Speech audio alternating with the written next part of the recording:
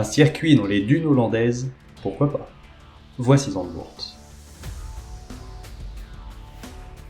Bonjour à tous et bienvenue dans ce nouveau podcast Un œil dans le rétro, consacré aujourd'hui au circuit de Zandvoort.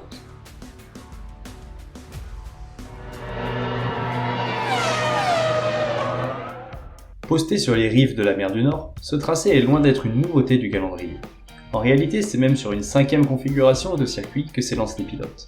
Tracé très sinueux et bosselé, les différences avec les anciennes pistes sont grandes. Virages bien plus serrés et tortueux, beaucoup moins de lignes droites ou courbes rapides, mais surtout l'ajout de 2 bankings assez inclinés dans les 3e et derniers virages, un peu à la mode Indianapolis. Avec sa proximité avec la mer, le circuit est quelque peu vallonné en raison des dunes environnantes, étant parfois balayé par le sable des plages aux alentours.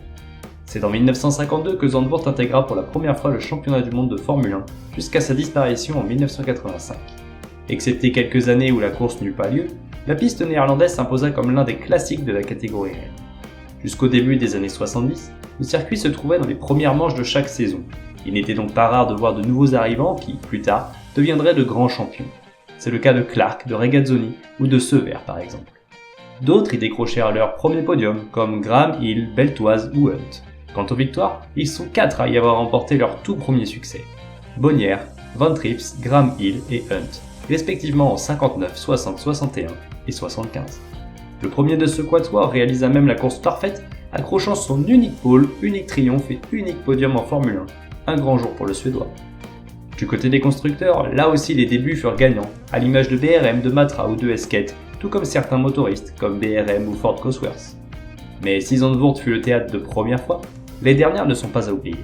On peut alors retenir la dernière victoire d'Andretti et le dernier podium de Peterson en 78, le dernier succès de Pironi en 1982, puis d'Arnoux l'année suivante. 3 ans plus tard, c'est le champion autrichien Lauda qui grimpa sur la plus haute marche du podium pour la dernière fois de sa carrière. En cette saison 1985, McLaren écrasa la concurrence en s'octroyant ici même le titre constructeur grâce au fabuleux tag Porsche. 7 ans plus tôt, Lotus remportait ces mêmes lauriers avec sa très véloce 79. Car oui, Zandvoort était un circuit rapide à l'époque, très rapide. Les longues pleines charges poussaient à la course à l'aspiration, nous offrant quelques belles luttes souvent pour la tête du Grand Prix. En 1971, X et Rodriguez se disputèrent la première place, se dépassant sans cesse jusqu'à l'arrivée. Sur la piste humide mais séchante, c'est finalement le Belge qui aura le dernier mot, faisant imposer la Ferrari 312 B2 pour la première fois. En 1975, Lauda et sa Ferrari sont à nouveau les grands favoris et sa nouvelle pole position ne laisse pas de doute quant à l'obtention d'un énième succès. C'était sans compter sur un crachin mouillant suffisamment la piste avant le départ pour redistribuer les cartes. Si les pneumatiques pour la pluie sont de mise, les slicks s'avèrent rapidement meilleurs, mais contrairement à ce que l'on aurait pu penser, ce n'est pas l'Autrichien, pourtant grand calculateur, qui prit cette décision en premier. À l'étonnement général, c'est le Britannique James Hunt qui tenta le pari gagnant, menant sa modeste Esquette blanche et vierge de sponsor vers son unique triomphe en Formule 1 et ce, malgré la pression imposée par Lauda. D'ailleurs, c'est ce dernier qu'il a ressenti en 1985, année de son dernier succès, talonné jusqu'à l'arrivée par son équipier Prost. Le Français qui, en 1981, opéra une magnifique manœuvre de dépassement sur Jones, lui-même se débarrassant d'un retardataire, fonçant vers une nouvelle victoire en Formule 1. Mais à l'issue de la saison 1985, Zandvoort disparaît du calendrier, les installations devenant vétustes et peu sécurisantes, et la pollution sonore générée par les voitures perturbant le voisinage. Si le tracé est aujourd'hui évolué, le premier secteur n'a presque pas bougé d'un poil. Après l'épingle Tarzan, les pilotes rejoignent l'enchaînement des virages Gerlach et Ungelots, le tout ponctué par cette impressionnante épingle relevée à la mode américaine, autorisant différentes trajectoires. Finalement repoussé à 2021 en raison de la pandémie mondiale, le retour à Zandvoort fut tout sauf ennuyeux. Attendu par tout un peuple, Verstappen se montra immédiatement à l'aise avant de remporter, au bout du compte, un succès amplement mérité sous un brouillard de fumigène orange, une passion rare rendant presque jaloux les tifosi. En 2022 puis 2023, le Hollandais est l'homme à battre, et ce ne sont pas des conditions dignes d'un mois de mars avec ses giboulées qui l'empêcheront de trôner sur la plus haute marche du podium, devant Alonso et Gasly, sauvés des eaux. Avec des averses relativement courtes mais assez puissantes pour détremper le circuit, le Grand Prix est sans cesse relancé.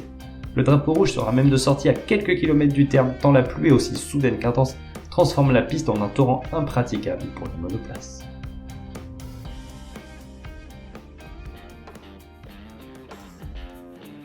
Si le tracé actuel est devenu une suite de cours plus ou moins rapides, c'est bien évidemment par raison de sécurité.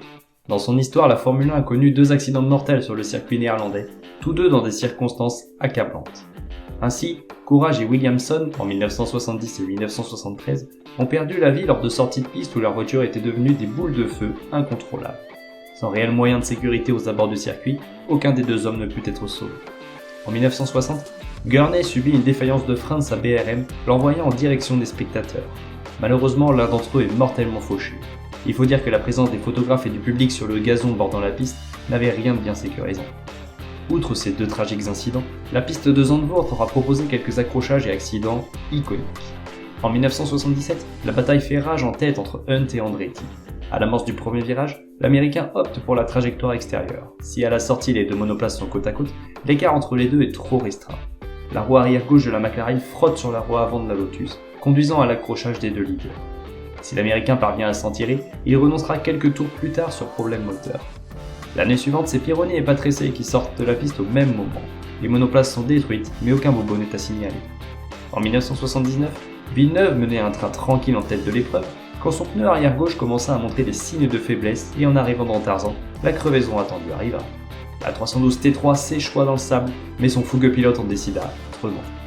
Une fois la marche arrière enclenchée et la Ferrari sur la bonne trajectoire, voilà le Canadien regagnant son garage, bras en l'air, à une allure folle pour une voiture endommagée. Si la conduite est incroyable, la mécanique est très touchée. À force de rebondir et de frotter au sol, la suspension arrière gauche lâche. L'image est iconique, mais l'abandon inévitable. En 1980, toujours dans la même épingle, la Tyrrell de Daly se voit privée de ses freins en bout de ligne droite. La sortie est terrible. La monoplace désintégrée s'envole en percutant le mur de pneus, mais plus de peur que de mal pour l'Irlandais, qui s'en tirera seulement avec quelques égratignures. L'année suivante, Villeneuve est à nouveau le protagoniste du premier accident de la course, s'envolant à travers le peloton pour finalement s'échouer dans les graviers de Tarzan. Quelques boucles plus tard, c'est la Ligier de Lafitte qui vient y finir sa course, le Français étant harponné par Reutemann. En 1982, toujours dans le même virage iconique, c'est Arnaud qui se retrouva en fâcheuse posture. À pleine vitesse, sa roue avant gauche se détache, laissant sa Renault privée de tout ralentissement.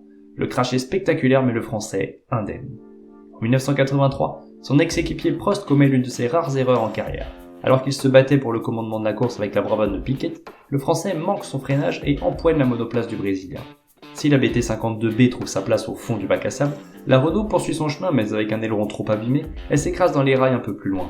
Une faute que le professeur reconnaît immédiatement, tout comme Piquet, bien évidemment.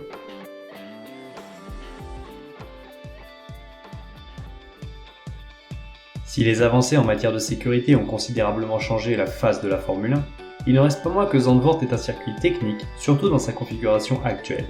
Si le célèbre virage Tarzan est toujours de la partie, il n'est pas le seul à pouvoir être témoin d'une sortie de route, la piste étant devenue peu large, surtout avec des monoplaces actuelles aussi imposantes. Sur ces faits, le tracé néerlandais se rapproche en tout point du Hungaroring, véritable tourniquet où les dépassements sont très complexes à opérer. La stratégie devrait donc être un élément clé pour la course à la victoire, à moins que la météo, pas toujours au beau fixe sur les rives de la mer du Nord, ne change la donne.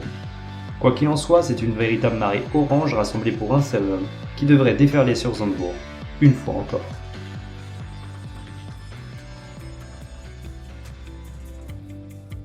Si le circuit de Zandvoort devait se résumer en quelques chiffres, nous pourrions dire qu'il a été présent au calendrier de la Formule 1 en 1952 et 53, en 1955, de 1958 à 1971, puis de 1973 à 1985, avant de se voir complètement transformé et de réapparaître au calendrier de 2021 à aujourd'hui.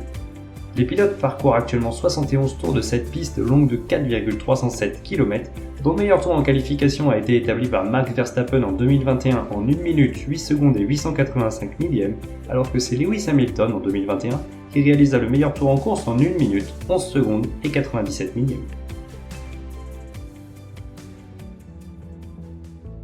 Pour en savoir davantage sur toute l'histoire de la Formule 1, rendez-vous sur le site internet unoeildanslerétro 1.wixit.com/unoeildanslerétro, sur les réseaux sociaux Facebook et Instagram. Et quant à moi, je vous dis à bientôt pour un nouveau coup d'œil dans le rétro.